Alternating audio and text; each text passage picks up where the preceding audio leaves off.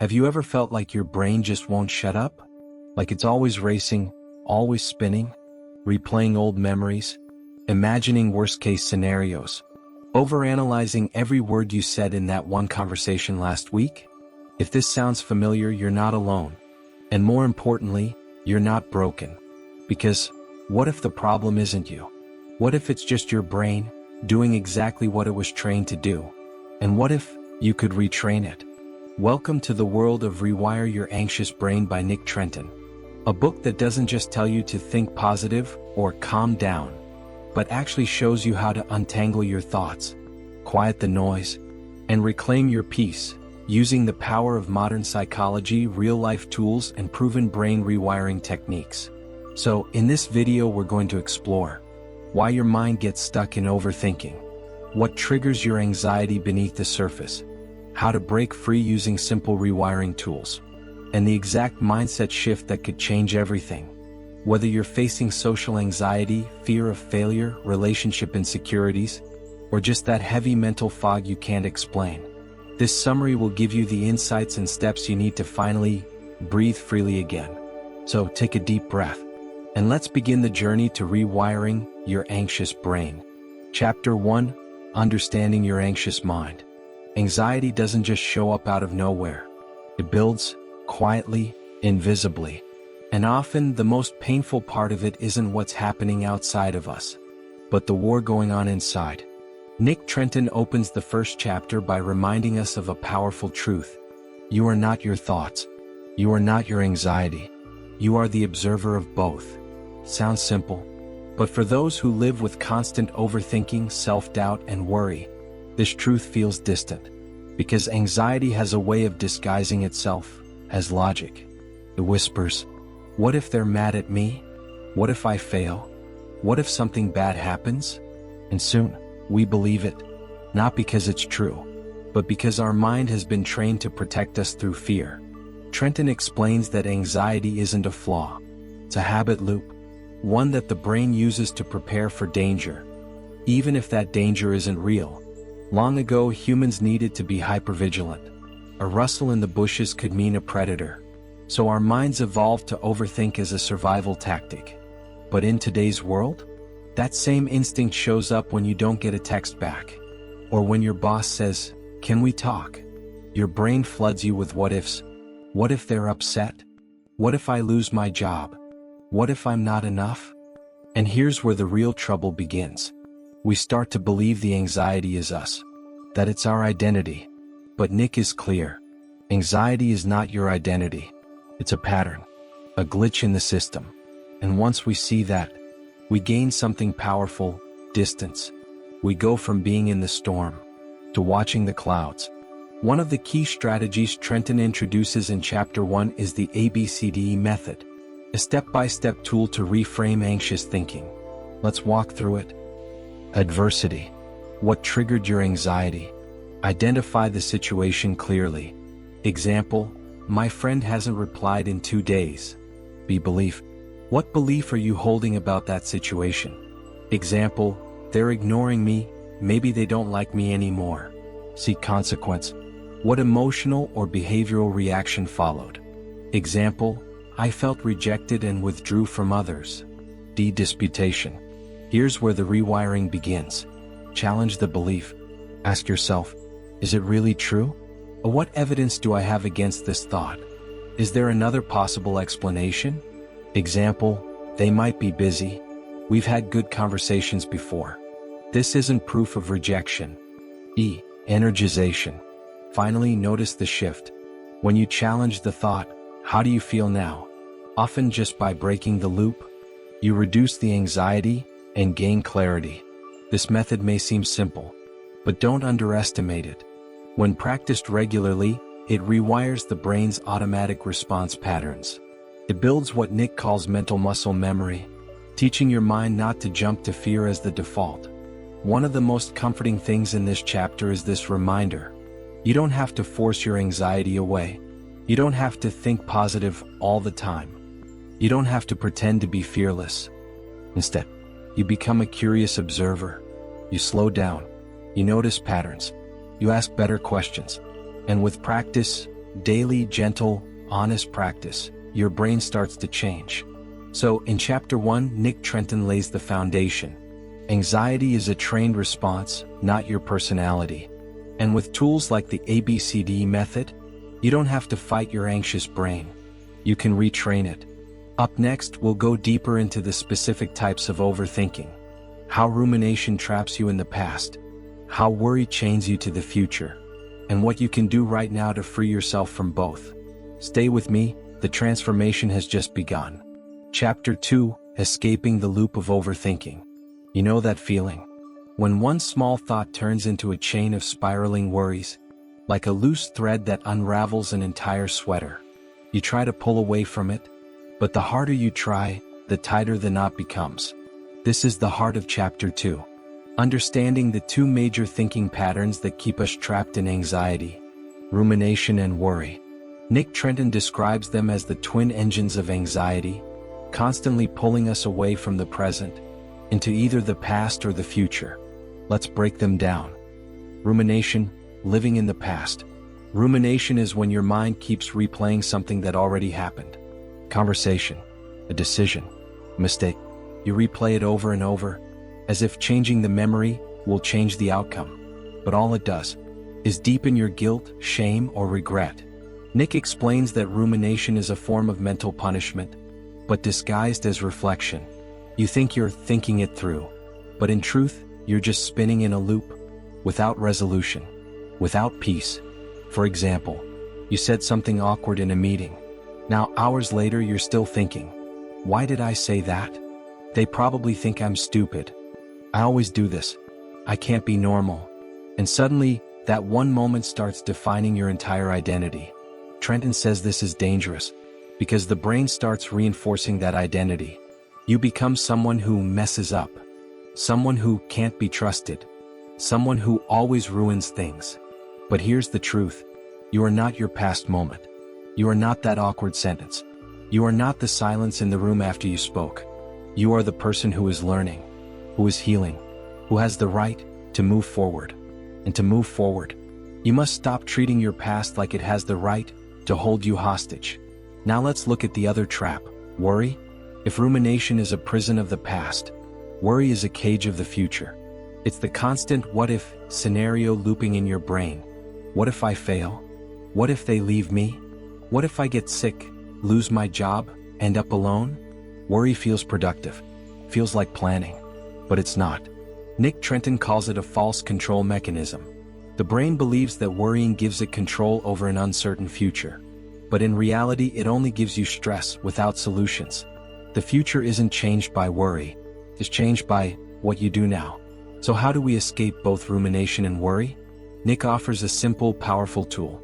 The present moment anchor. It's not meditation. It's not a spiritual escape. It's a practice of bringing your attention home. Try this. Sit still for just 1 minute. Name 3 things you see around you. Name 2 things you can physically feel. Name 1 thing you can hear. This isn't just mindfulness. It's a neurological reset. When you do this, your brain shifts out of the default anxious mode and into the sensory present. The part of your brain responsible for fear quiets down. The part responsible for reasoning lights up. And the more often you do it, the easier it becomes to notice when your mind starts spiraling and gently return it to now, not by force, but by kindness. Nick also emphasizes a subtle but life-changing shift in this chapter. Change the way you speak to yourself, and you'll change the way you experience anxiety. Instead of saying, I have to go to work, say, I get to go to work. I always mess up. Say, sometimes I make mistakes. That's okay. I'm so anxious again. Say, I notice that anxiety is visiting me today, but I'm not afraid. This kind of self-talk may feel awkward at first, but it rewires your internal reality, because the words you say to yourself become the lens through which your brain perceives the world. If you speak to yourself like a threat, your brain will stay on high alert. But if you speak to yourself like a friend, you create safety. And safety is the soil in which healing grows. So in Chapter 2, we learn that overthinking is not about being broken. It's about being stuck. Stuck in the past, through rumination. Stuck in the future, through worry. But with practices like present moment anchoring and kind self-talk, you begin to reclaim your calm, not by controlling your thoughts, but by redirecting your focus. In the next chapter, we'll uncover why suppressing your emotions actually makes anxiety worse, and how to process them in a way that heals, not harms. Let's keep going. Chapter 3, Feel It to Heal It. Why suppressing emotions fuels anxiety. Have you ever told yourself, just forget it, don't feel this, snap out of it, stay strong, don't cry now? Most of us have, because we've been taught that emotional control equals emotional strength. But Nick Trenton challenges that deeply. He says, suppressing your emotions doesn't protect you. It buries you slowly, silently, under layers of fear, shame, and exhaustion. Because your feelings don't disappear when ignored. They just go underground where they fester. And eventually they resurface, but louder. Think of your emotions like water behind a dam. When you suppress sadness, fear, anger, you're stacking emotional pressure behind a wall. And at some point, it cracks. That's why anxiety sometimes seems to come out of nowhere. Suddenly your heart races. You feel dizzy. You want to run, or scream, or shut down. But if you look closer, you'll realize this anxiety didn't come from nowhere. It was built up from all the little feelings you weren't allowed to feel. Nick calls this the emotional bottleneck, where your nervous system is so overloaded with unprocessed emotion, it panics under pressure. And the worst part? You start blaming yourself. Why am I like this? Why can't I handle anything? I'm weak. But you're not weak. You're full of unspoken feelings, full of emotional tension. You never gave yourself permission to release. So what's the solution? Not avoidance, not distraction, not numbness, but acceptance. Nick reminds us that anxiety is often the body's request to be heard. So instead of pushing it away, try asking, what am I really feeling right now? What have I been avoiding? What emotion needs space to breathe? It might be sadness, it might be anger, it might be grief. Whatever it is, name it. Sit with it, not to indulge it, but to honor it. Because when you allow an emotion to rise, it also has room to pass. Think of it like a wave. It builds, peaks, it crashes, and then it calms. This is not weakness.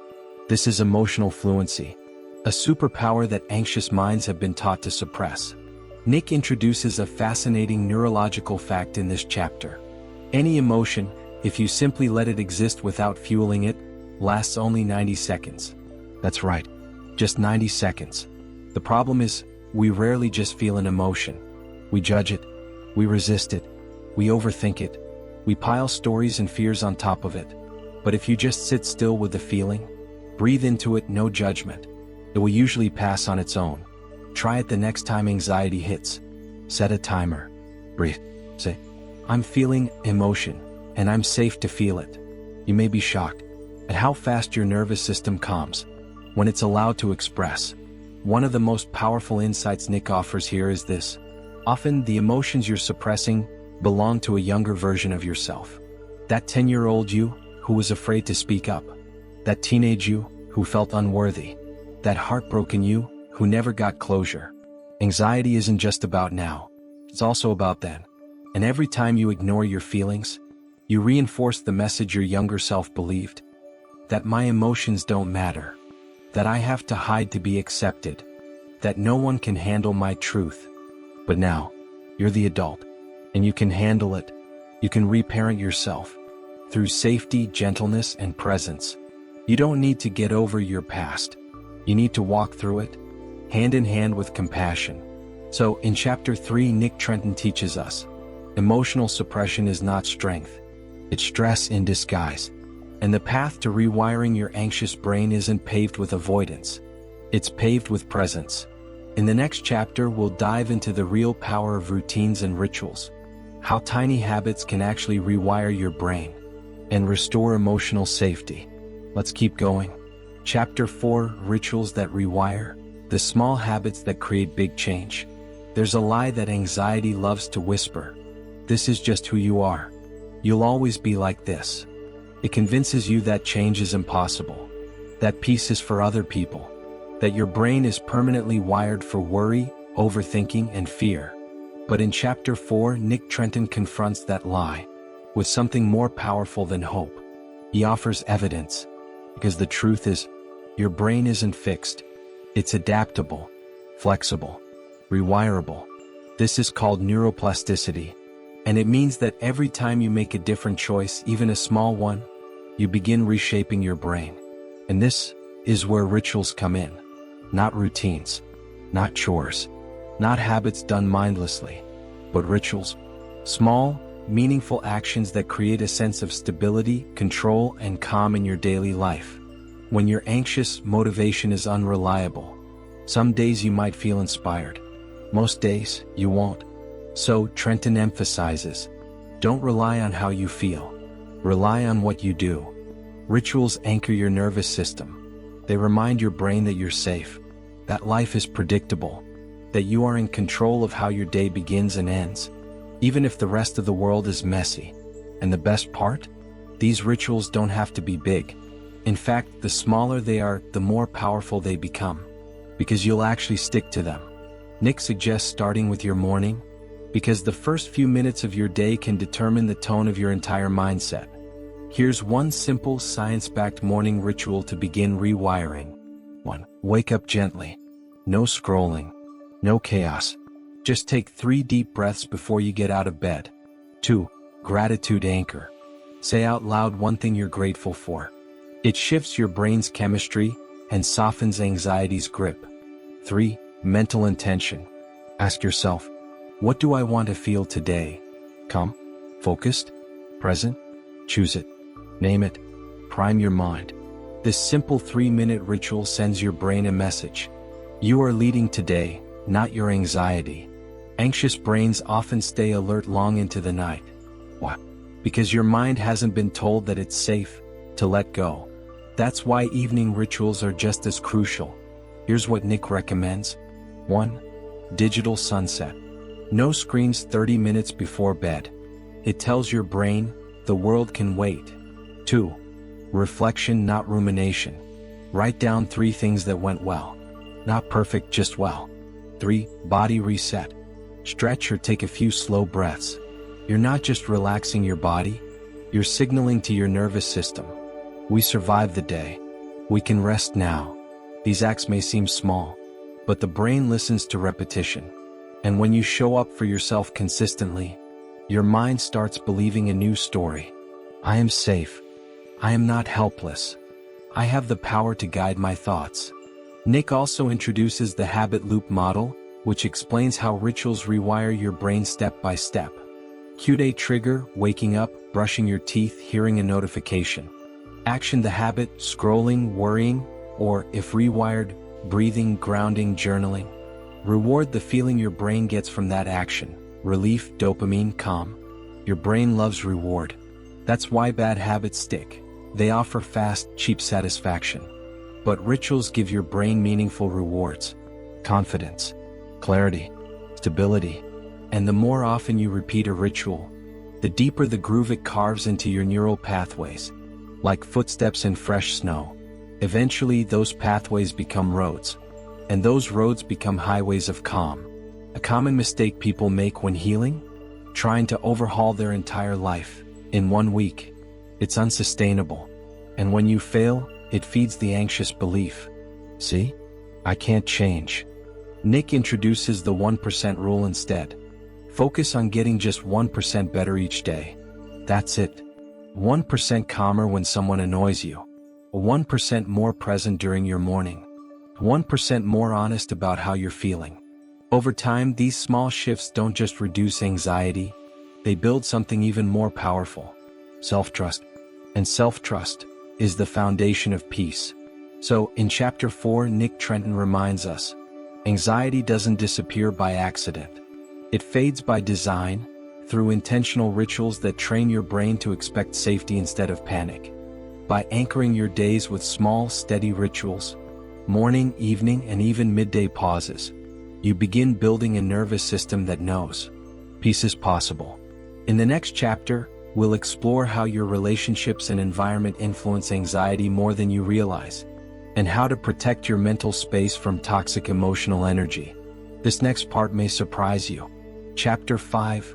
Protecting your peace. The people and places fueling your anxiety. Sometimes, your anxiety doesn't start in your head. It starts in the room you're in, the conversation you just had, the energy you keep absorbing from people who drain more than they give. In Chapter 5, Nick Trenton shifts the focus from internal triggers to external influences. And his message is simple and powerful. You can't heal in the same environment that made you sick. You may be doing all the inner work, breathing, journaling, meditating, reframing. But if you're surrounded by constant criticism, emotional chaos, or guilt-tripping relationships, your nervous system never gets a break. Nick calls these emotional pollutants, and they're just as toxic as anxious thoughts. Maybe it's a friend who makes you feel small, a family member who gaslights your feelings, a boss who thrives on urgency and pressure.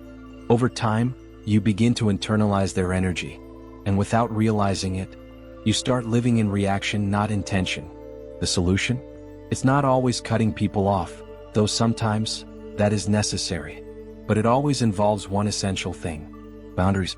Boundaries are not walls. They are filters. Nick defines a boundary as a clear signal to your brain that you are safe to say no. Even simple actions can reset your inner peace. And not replying instantly to stressful texts, leaving a room when energy turns toxic, is saying, "I need a moment," without guilt. Each time you do, your brain learns, "I'm not trapped. I have choice." And choice is what anxious minds crave most. Trenton also reminds us that your physical space shapes your mental space. Clutter, noise, overstimulation. These keep your nervous system on edge. Try this instead.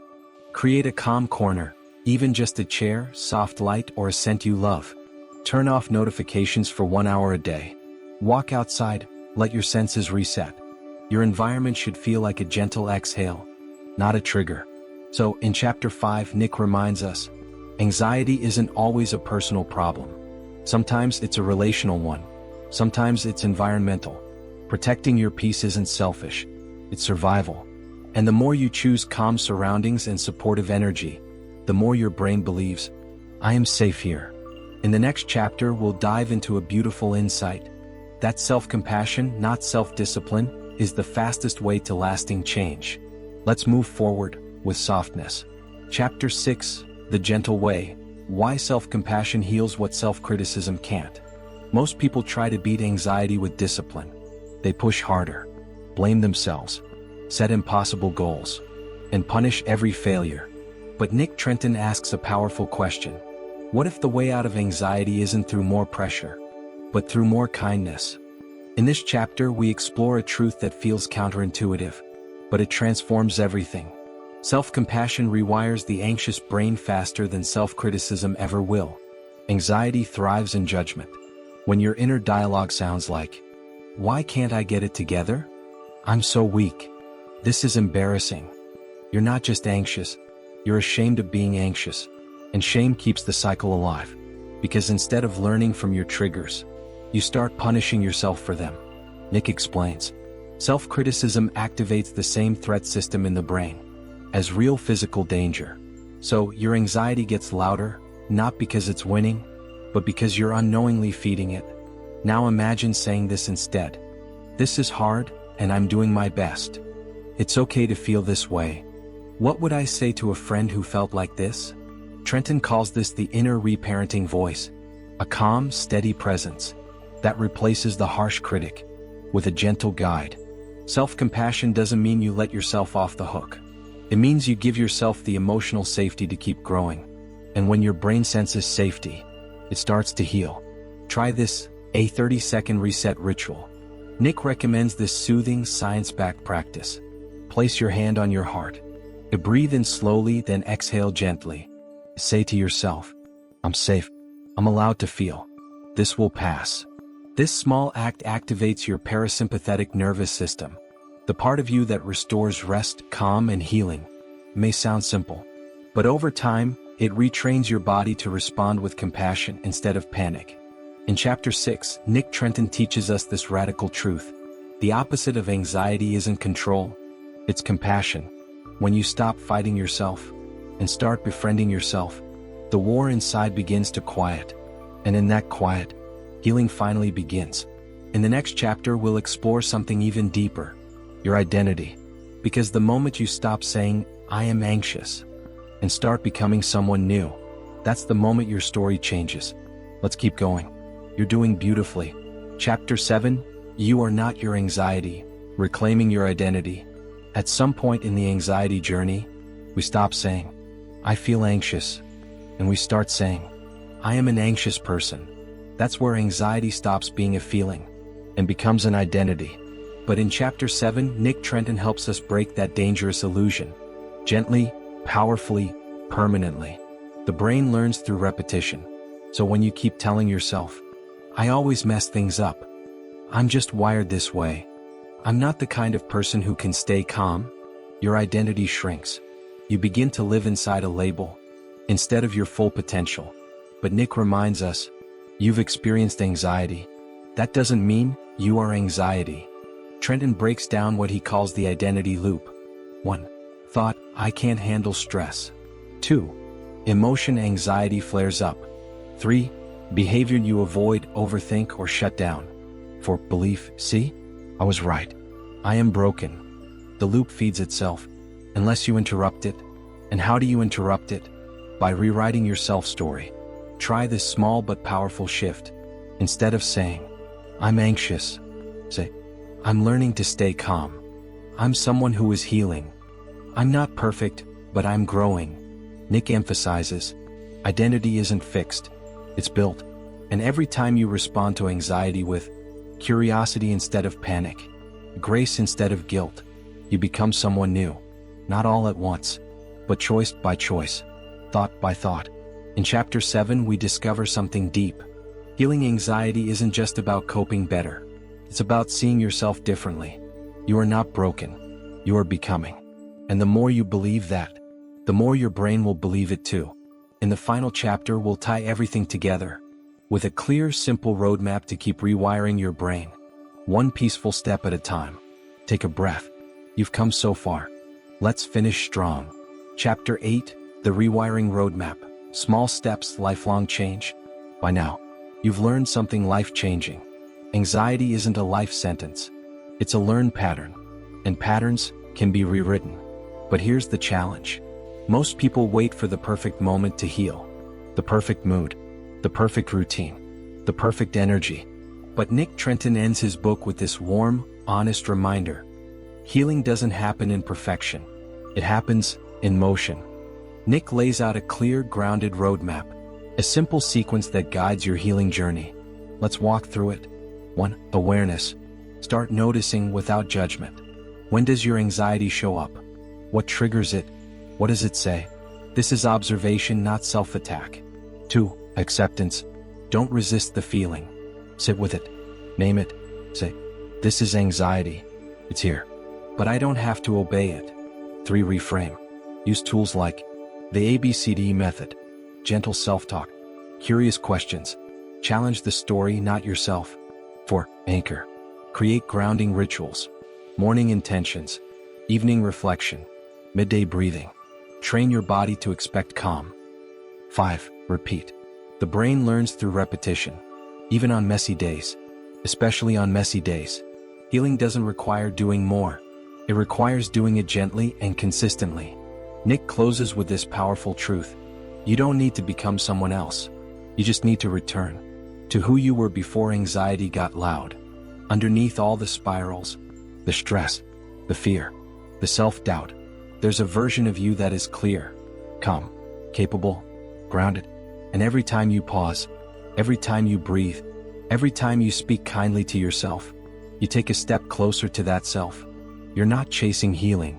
You're remembering it. Thank you for joining this deep journey through Rewire Your Anxious Brain by Nick Trenton.